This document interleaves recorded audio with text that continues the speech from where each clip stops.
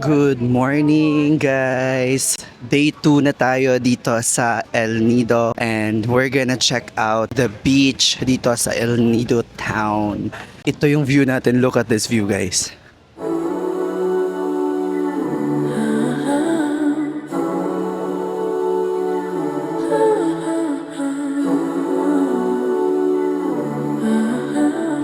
Oh my God! My head above the water. Finally I can breathe again. Laki ako sa isla. I am an island boy. But ngayon lang ako nakakita ng ganito kagandang view. You're a holiday, a break from the rain. Sipping your sunshine, come take me away. In the water. Legit yung hype, guys. Totoo siya. Hindi siya gawa-gawa lang. Oh, I'm so grateful to be here. It's very rare na makapunta sa mga bagong places knowing na I came from a very humble family, guys. Ito dati, nakikita ko lang to sa mga calendar, sa magazines. And now I'm here. Guys. Totoo ba to? Over? Pero I'm not exaggerating. Legit, hindi siya nakaka-exage. Totoo to, guys. Nakapunta na ako sa Boracay, but iba yung ganda ng El Nido, Palawan. Tingnan ninyo. Look at that. Paano ginawa yan ni Lord? Ay. By the way, it's our day 2 here in Palawan. Day 1 here in El Nido. Kasi kahapon nasa Puerto Princesa tayo. And alam nyo ba, dumating ako here ng 2:30 a.m. At ang Airbnb na binook ko ay sarado pa. So parang na-feel ko talaga yung pakiramdam na pagala-gala ka ng walang direction, ng walang pupuntahan. Umabot yung water. Hala. Tapos, alam nyo, going back, nagpalibot-libot ako dito looking for hotels or Airbnbs or for hostel na open at merong good for 5 hours lang para lang makatulog sana. And umabot hanggang 4 a.m. yung paghahanap ko. Buti lang nakahanap pa din. So yun ay temporary lang na place kasi eventually pagka 12 noon umalis din ako at nag-check-in na sa Airbnb ko. Tapos after nun, nag-ayos lang and now I'm here. Finally nakita ko na yung beach ng El Nido. Ang saya-saya. Nakakataba ng puso. Lord, thank you so much. Thank you for this blessing. It's a very big blessing for me. It's not usual for an island boy like me na makapunta sa mga different places, maka-travel, and I'm grateful. For sure, my 16-year-old self is very proud and happy kasi ang dami ko nang napuntahang place and it's a very humbling experience. Guys, you should experience this even once in your life. Deserve ninyong makita ang ganda ng El Nido. Guys, look at that. Ang saya. Ayun, yun lang naman. And ngayon naghahanap ako ng food kasi it's 2 p.m. already. Kakain tayo ng lunch. Let's go! Finally I can breathe again. You're a dream, dream, dream, dream. Ang ganda dito sa El Nido kasi ang daming businesses. Buhay na buhay yung business dito sa El Nido. And I think dito tayo kakain sa Inasal Eats. Kasi I'm starving. Kain tayo, guys. Ito yung mga options natin. Alright, we are here at Inasal Eats right now para sa ating lunch. Ito ay isa sa mga highly recommended ng mga nakapunta na ng El Nido. Kasi, I don't know, mataas din yung rate niya sa Google reviews. Might as well check it out, diba? Spacious siya, very spacious. Maganda yung place niya, very cozy, very relaxing. Hindi siya super hot, I think, kasi may mga maayos na mga ventilation. And tag to 200 yung order. Yung kinuha talaga. Yung in-order natin ay isang paa with rice. That's 205. And then pork liempo. That's 245. Tapos meron silang option for only rice. Pero parang hindi naman ako game for only rice. Tipid tips tayo dito, Charis. Pero yeah, 2 p.m. na, no? So lunch pa lang natin ngayon. Kasi hinintay natin yung check-in time sa Airbnb. Actually, hindi pa nga ako nakakaligo. Pero hindi naman ako maamoy dyan. So, after ko kumain here, diretso agad tayo balik sa Airbnb para mag-shower and gumala ulit after. And i-flex ko na din. I-flex itong nabili kong shades. Nabili ko to sa Puerto Princesa sa Sunny's. Polarized daw siya. Actually, di ko alam kung anong ibig sabihin ng polarized. But since maganda naman siya, 'di ba? Kailangan din natin here since super lakas ng sikat ng araw. So yun, I just wanna eat now and get a shower and mag-explore ng place. Yun lang. Bye! Hi, so ito na yung food natin. Tada! So we have paa, buko, liempo, and paa. Ay, langaw! I hate langaw. Kung meron akong mortal na kaaway pagdating sa food sa restaurant, it's langaw. I hate langaw. My God. So maarte. Yun lang. Kain tayo. Bye! So yun po ba mag-hi sa vlog? Hi! Ay, sa'yo po ba yung Inasal Eats po? Hindi po. Hindi. Okay. Akala ko. Isa lang nagluluto ng mga food. Ikaw yung nagluluto. Dito din, dito. Kaya pala. Taga Bacolod kayo. Yes sir, legit na Bacolod yung inasalit ko. Kaya pala masarap yung food. Oh, thank you. Thank you. May cat kaming nakita. Hello. Let's go. Ayan, tapos na tayong mag-lunch. Anong oras na? 3:25. Grabe ang tagal natin doon. Parang 1.5 hour. Masarap yung food. Good siya. Goods na goods. And now we're going back to our B&B para mag-shower. Kasi it's been a long day. Kahapon pa tayo from Manila pagdating sa Palawan. Tapos diretso, sa Puerto Princesa. And then diretso here pagkagabi. Wala pa akong ligo. More than a day na. So, kailangan na natin mag-shower.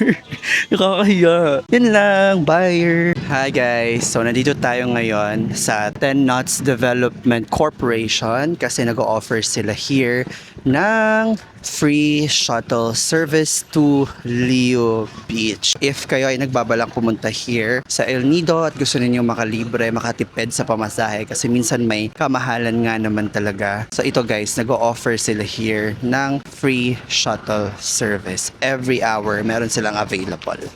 Ayan. Pwede na pumasok, sir. Thank you po. Pasok na tayo. Ayan, ganito siya guys sa loob. So, diretso tayo sa Leo Beach. Hi guys! Look at the view. I love it.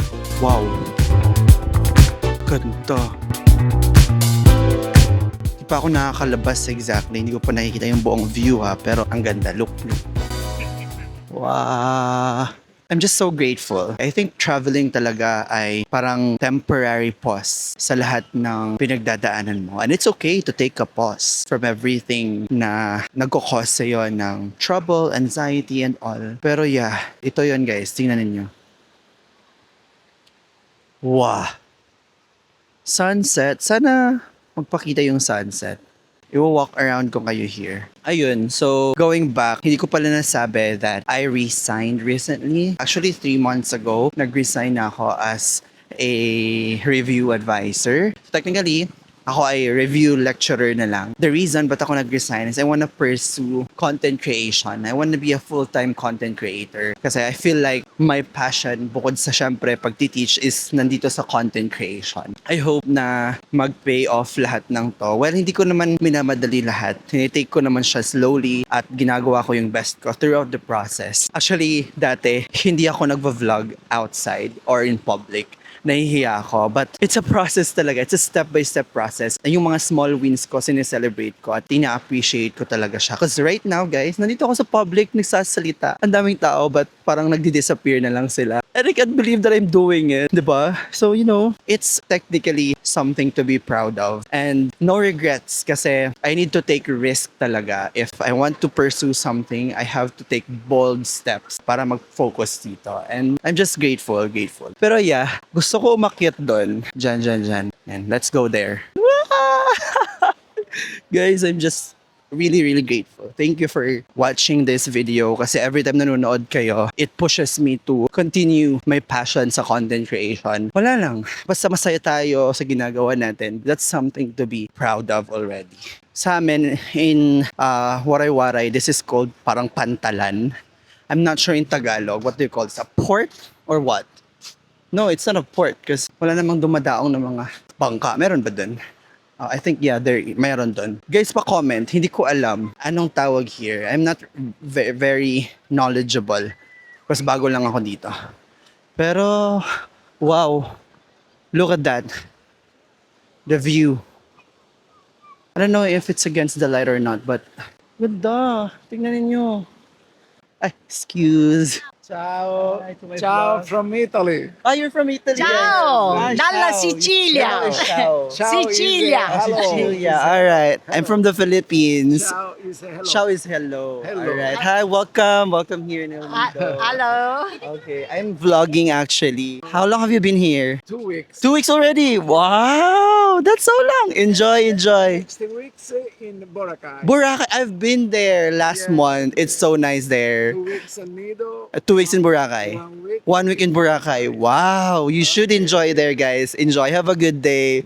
Bye-bye. Bye-bye. Bye-bye. Wow, they're so nice, guys. They're very kind. They're from Italy. So they said they've been here for 2 weeks already. And then pupunta sila sa Boracay for another 1 week. They love Philippines so much. Ang ganda. I'm so proud. Parang may proud moment dyan, no? As a Filipino. It's so nice to interact with tourists pala kapag nandito ka, no? Saya. Napa-English tayo dun. Ayun lang. Bye! 고민 안에 내게 이미 가요 눈이 마주치는 느낌이 와요 Sunset, no. Nakaka-senti. I work for this talaga. Ito yung reason kung bakit ako nag-work, bakit ako nagsisikap sa buhay. Look at the view. Beyond the cliffs there's a breaker in the wall I've never gone that far Pero by the way guys, baka sabihin ninyo sobrang yaman ko na ha. Hindi pa, wala pa tayo dyan. Alipin pa din ng salapi. Ang budget ko lang here ay 8K. Yan lang yung pocket money ko. Para lang akong naglaon yun. So imagine, yung pagtitipid ko, kaya naman pala. Hindi naman super mahal here yung mga food pala. Ako personal take ko to. Mas okay here compared sa Boracay. Though I love the beach in Boracay. Ang crowded kasi doon. Siguro dahil peak season nung pumunta kami. But here, kahit peak season, wala masyadong tao. Ang daming space. Wala lang. Nasisenti ako kasi looking back, hindi naman talaga part ng goal ko ang mag-travel. Yung goal ko lang noon ay maging doctor. Pero guess what? Hindi ako nag-aaral ng medicine now. And it's okay. After 3 years of grieving that dream job, I realized na I'm not meant to be a doctor. I'm meant to travel the world. And this is it. Ito yung reason. Last year, sabi ko ayoko mag-travel sa Philippines kasi ang mahal. Pero that's not true. Hindi siya super mahal. Parang same lang when you travel to Hong Kong and other places kung kaya mong mag-budget. At mas ma-appreciate mo yung beauty ng country natin. Kapag ito try mong mag-travel locally, mas magiging proud ka na, wow, may ganito part pala sa Philippines. Lalo na kapag nasa Manila ka, doon ka nakatira. Sobrang busok, tapos traffic. And then when you go somewhere else in the Philippines, like in Boracay or here in El Nido, you realize na, ay wow, may ganitong part pa pala sa Philippines. It's a nice reset sa hustle and bustle in Manila. Guys, you should come here. Hi guys! We are back at ngayon nandito tayo sa Seafood Grill para sa ating dinner. Ang ating food na in-order ay seafood kare-kare with pork liampo. And we have here, anong name nito? We have seafood grill na binalot sa dahon ng saging. Hindi ko siya na-film kanina habang kumakain ako kasi sobrang gutom na ako. But ito lang yung masasabi ko, sobrang sarap. Hindi to OA, no exaggeration. Yung kare-kare, ang dami ko lang na-try na kare-kare ever. Mukhang lumalaban siya sa mga top performing kare-kares natin. Top performing. Tapos itong seafood grill na binalot sa dahon ng saging. First time ko siyang matry. But surprisingly, I was blown away. Blown away. Exage talaga. Pero yes, masarap siya. Nararamdaman ko yung lasa ng dagat. Pero hindi yung way na parang grabe yung pagkalangsa niya. Nawala yung langsa pero yung flavor ng dagat nandito. Seafood na seafood talaga siya. And that's the whole point of a seafood. Lasang dagat dapat siya. Tama? Yes. Biglang nag-lecture. Pero, ayun, kain tayo. Bye! Hi guys! So baga-outro lang ako. Thank you so much for joining me sa day 2 natin dito sa Palawan. and day 1 here sa El Nido. Mamayang umaga ang island hopping tour natin. So abangan nyo yun. See you on our 3rd day. We're